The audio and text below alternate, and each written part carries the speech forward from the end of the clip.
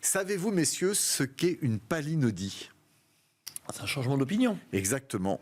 Un Subi. revirement. Soudain. Ou volte-face. Vous qualifieriez comment la décision de Puma ce matin de se retirer comme sponsor de l'équipe d'Israël de football ? Immense déception, tragique. Palinodie ou pas, moi j'en mets un carton rouge. Pourquoi un carton rouge ? Parce que faire une démonstration de courage aussi absolue, c'est quand même extraordinaire. Quand on a la chance d'être sponsor d'une équipe, pas seulement d'une équipe nationale, mais de toutes les équipes nationales d'un pays, on est non seulement un soutien, on est un sponsor, mais on est d'abord un supporter. Et un vrai supporter, ça soutient son athlète dans les bons moments et dans les mauvais moments. Et aujourd'hui, force est de constater que Israël est un pays qui subit non seulement des attaques, une guerre et une campagne médiatique phénoménale contre lui.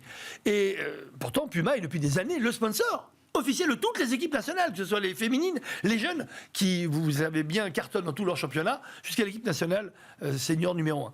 Et en fait, ils ont décidé, par pression médiatique, peut-être de peur de décevoir une certaine composante de leur public, eh bien, ils ont décidé d'annuler ce contrat de façon très sèche, très froide, laconique. sans un mot, sans une explication. Il aurait pu en avoir une avec un peu de courage. Donc non seulement ils n'ont pas eu le courage de défendre, soutenir et supporter leur athlète, mais en plus ils le font par la petite porte. Donc honte à Puma, et vraiment j'attends au moins qu'ils aient l'honneur d'expliquer leur décision de déshonneur. Alors juste avant que Mickaël vous preniez la parole, Puma explique que sa décision d'arrêter de sponsoriser l'équipe d'Israël n'est pas liée à des raisons politiques ou à la guerre en cours. Ouais, bien sûr. On est bien placé pour le savoir. On a parlé sur cette antenne du sponsoring de Puma avec les équipes d'Israël où ils maintenaient justement, ils étaient très courageux et on a tiré dans leur sens. Ils auraient pu l'annoncer en disant désolé, en 2024 ça va s'arrêter. C'était pas le cas. Donc encore une fois, on a vraiment l'impression que c'est de l'esbrouf. Ce qui fait très peur par rapport à Puma et par rapport au secteur, c'est que déjà, dans les championnats européens, figurez-vous que Israël ne joue pas dans sa zone régionale. Aucune équipe n'a envie de jouer avec Israël, donc ils sont reversés aujourd'hui dans des compétitions européennes où géographiquement ils sont plutôt loin.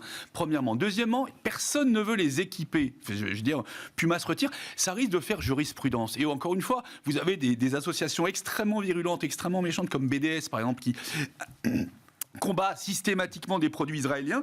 Là, excusez-moi, j'en perds et mon latin et ma santé. On se rend compte que cette pression-là fonctionne. Elle a fonctionné sur, franchement, un des grands noms des équipementiers sportifs comme Puma, et c'est une immense déception. Et j'attends de voir quel va être l'équipementier qui aura suffisamment de courage pour reprendre la suite pour l'équipe d'Israël. Mais la problématique, c'est qu'en fait, en faisant ça, ils plombent et ils mettent une pression terrible à toutes les autres marques en disant « Qui osera soutenir ?» Et je le dis, non pas Israël, mais ses équipes nationales. Ouais, et c'est que le boycott a fonctionné. Et c'est ça la problématique. Le et boycott accessoirement des équipes nationales composées notamment pour le football de au moins 50% d'Arabes israéliens. Oui, mais ça, ils s'en foutent. Vous savez, le problème, c'est que Israël, ça veut dire juif.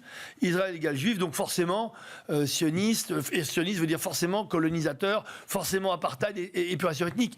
Malheureusement, depuis 2 mois, c'est ça qui ressort aujourd'hui dans les médias, même si c'est un total mensonge. Mais en attendant, on met de côté, justement, vous avez totalement raison, ces Arabes israéliens, qui sont des Israéliens, qui ont les mêmes droits que les autres.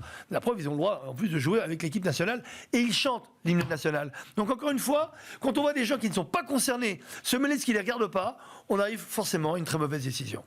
Voilà pour Puma qui se retire de son soutien à l'équipe israélienne de football.